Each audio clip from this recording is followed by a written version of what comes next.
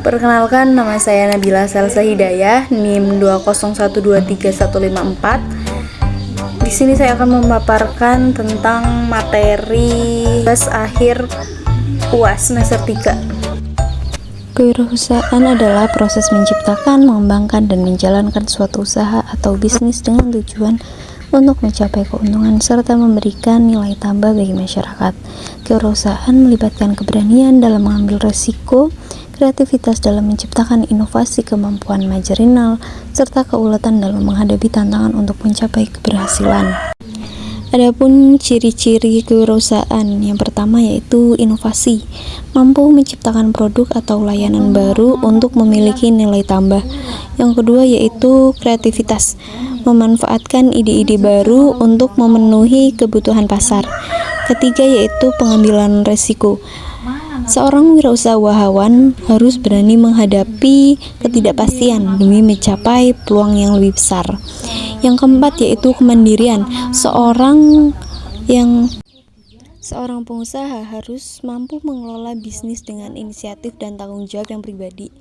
Yang terakhir yaitu orientasi dalam peluang. Seorang pembisnis harus fokus pada kebutuhan pasar dan peluang bisnis. Seorang wirausahawan adalah individu yang mengidentifikasikan peluang, mengumpulkan sumber daya, dan membangun bisnis untuk mewujudkan ide tersebut. Yang pertama yaitu mengapa mata kuliah kewirausahaan penting bagi mahasiswa calon guru agama. Mata kuliah kewirausahaan penting bagi mahasiswa calon guru karena memberikan bekal keterampilan dan pengetahuan yang berguna untuk mengembangkan potensi diri, membuka peluang di luar profesi guru. Nah, berikut ada beberapa kewirausahaan yang relevan dengan guru agama. Yang pertama yaitu mengembangkan kreativitas dan inovasi. Kewirausahaan melatih untuk berpikir kreatif, inovatif yang sangat penting dalam menciptakan metode pembelajaran yang menarik dan efektif. Yang kedua yaitu meningkatkan kemandirian. Sebagai calon guru, pemahaman tentang kewirausahaan dapat membantu mahasiswa untuk lebih mandiri dalam mencari pendapat tambahan untuk mengelola kegiatan di luar jam mengajar. Yang ketiga yaitu pemberdayaan ekonomi. Dengan keterampilan kewirausahaan, mahasiswa dapat mengembangkan usaha sendiri, baik yang berkaitan dengan agama maupun usaha yang lainnya. Yang keempat yaitu menanamkan nilai-nilai kewirausahaan dalam pendidikan agama. Dalam konteks pendidikan agama, nilai kewirausahaan dapat diajarkan kepada siswa sebagai pembelajaran tentang bagaimana pribadi yang tangguh, mandiri, dan bertanggung jawab. Yang terakhir yaitu pengelolaan sumber daya dan manajemen. Mata kuliah ini juga mengajarkan kemampuan dalam manajemen, pengolahan sumber daya, serta perencanaan yang sangat bermanfaat dalam kegiatan pendidikan dan sosial keagamaan. Secara keseluruhan, kewirausahaan tidak hanya berkaitan dengan dunia bisnis, tetapi juga membekali mahasiswa dengan keterampilan yang dapat meningkatkan kualitas diri dan memberikan dampak positif bagi lingkungan sekitar. Adapun contoh-contoh wirausaha yang dapat dilakukan oleh seorang guru agama. Yang pertama yaitu bimbingan agama privat. Nah, bimbingan ini membuka layanan bimbingan privat untuk mengajarkan pelajaran agama kepada siswa di luar jam sekolah, baik secara tatap muka ataupun online. Guru agama bisa fokus pada pengajaran Al-Quran, tafsir, hadis, fikih, ataupun pelajaran agama lainnya. Yang kedua yaitu penulisan buku atau materi agama. Nah, ini banyak sekali sering guru-guru lakukan, yaitu dengan cara menulis dan menerbitkan buku. Karena dengan menerbitkan buku, seorang guru yang menerbitkan buku tersebut, bukunya dapat bermanfaat dan dibaca oleh banyak orang. Yang selanjutnya yaitu kursus online agama. Membuat kursus online yang mengajarkan ajaran agama seperti kelas tafsir Al-Quran, pelajaran akidah, atau sejarah Islam. Dengan kursus online, seorang guru agama dapat mengakses lebih banyak peserta dari berbagai lokasi. Ditambah lagi di era sekarang ini banyak sekali media sosial yang dapat digunakan untuk mengajak orang-orang untuk ikut kursus online. Selanjutnya yaitu adapun produk Islami. Membuka usaha yang menjual produk-produk Islami seperti perlengkapan ibadah, seperti sajadah, tasbih, Al-Quran, buku agama, ataupun pakaian muslim. Produk-produk ini dapat dipasarkan melalui toko ataupun platform online. Selanjutnya yaitu adapun pelatihan workshop keagamaan. Mengadakan seminar pelatihan atau workshop terkait topik-topik agama tertentu seperti pengajaran agama untuk orang dewasa, parenting Islami, atau kepemimpinan berbasis nilai-nilai agama. Yang selanjutnya yaitu pendampingan keluarga dan konsultasi. Media layanan konsultasi bagi keluarga yang membutuhkan bimbingan dalam mendidik anak dengan nilai-nilai agama, ataupun memberikan nasihat dalam menyelesaikan masalah rumah tangga menurut perspektif agama. Yang terakhir yaitu penyelenggaraan acara keagamaan. Mengorganisir acara keagamaan seperti pengajian, ceramah, ataupun seminar yang melibatkan tokoh-tokoh agama untuk menyebarkan ilmu dan meningkatkan pemahaman agama di kalangan masyarakat. Nah, kesimpulannya yaitu setiap usaha ini tidak hanya memberikan peluang untuk mendapatkan keuntungan, tetapi juga ikut serta menyebarkan pengetahuan agama dan membantu memperdalam pemahaman masyarakat mereka tentang ajaran agama. Selanjutnya yaitu pemikiran Robert Kiyosaki tentang daya ungkit, tentang aset, dan tentang liabilitas. Menurut Kiyosaki, daya ungkit merupakan kemampuan untuk menggunakan sumber daya seperti waktu, uang, keahlian orang lain untuk mencapai tujuan finansial yang lebih besar.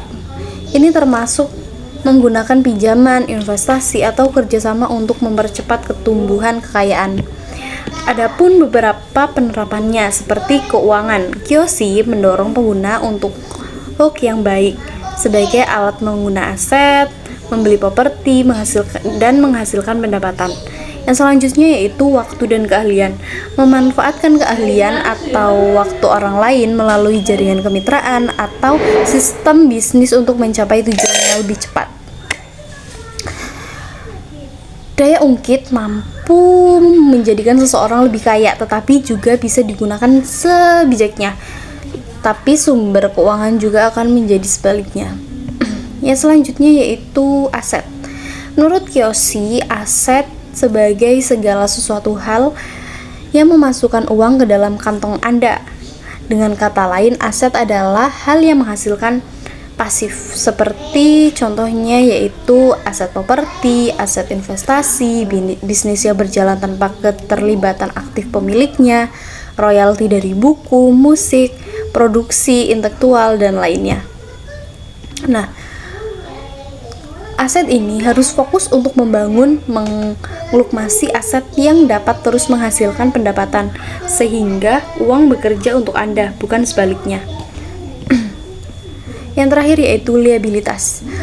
Menurut Kiyosaki, liabilitas segala sesuatu yang mengambil uang dari kantong Anda banyak untuk orang mengira sesuatu adalah aset.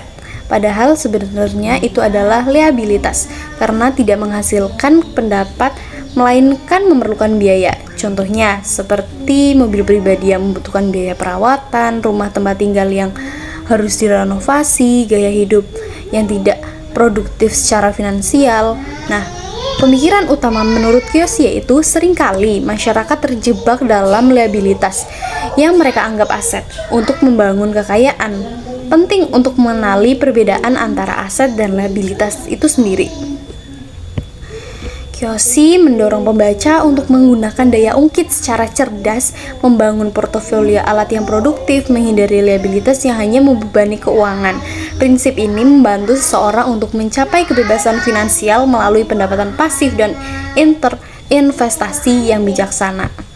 Nah, tadi adalah beberapa penjelasan dari apa itu seberapa penting kewirausahaan untuk pendidikan guru.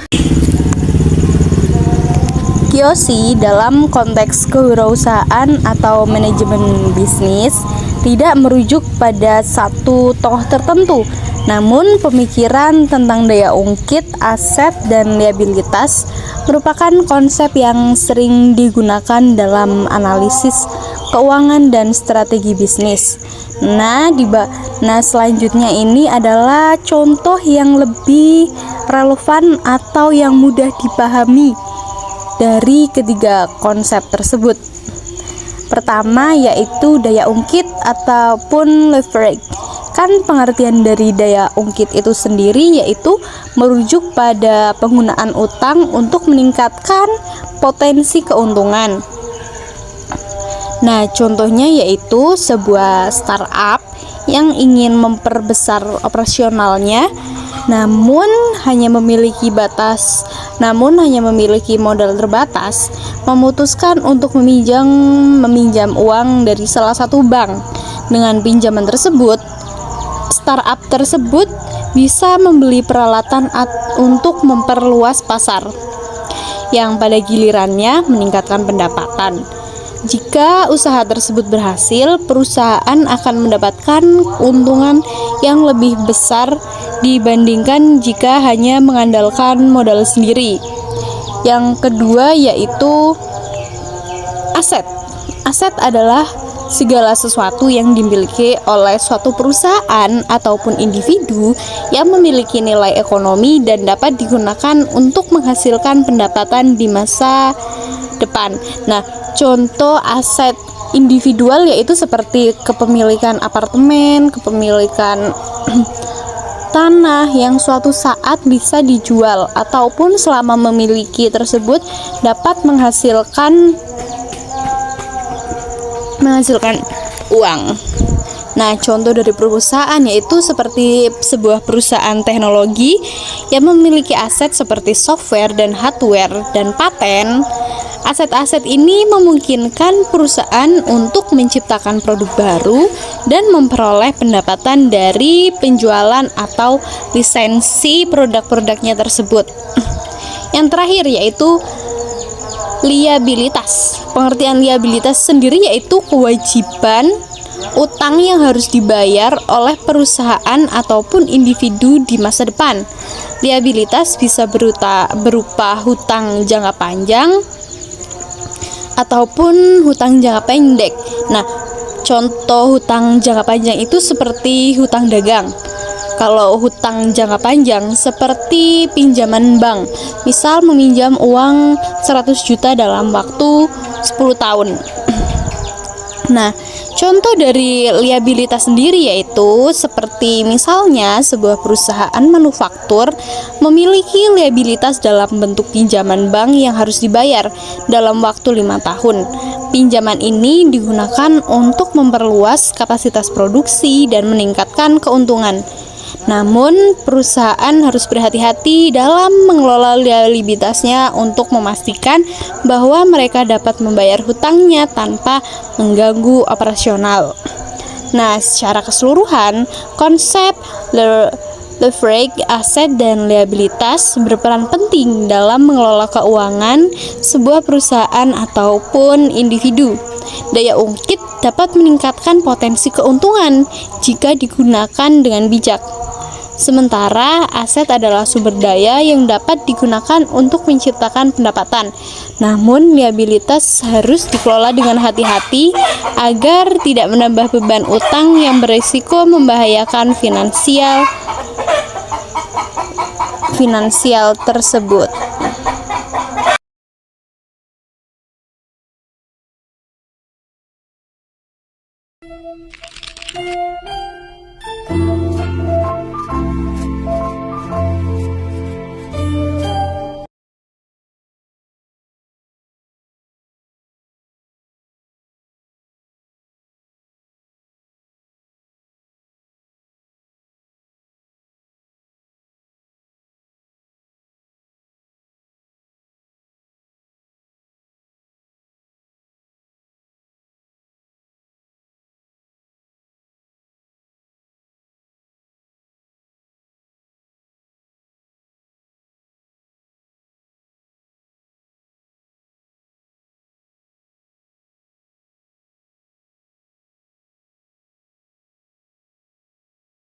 dan pemikiran-pemikiran menurut Kiyoshi.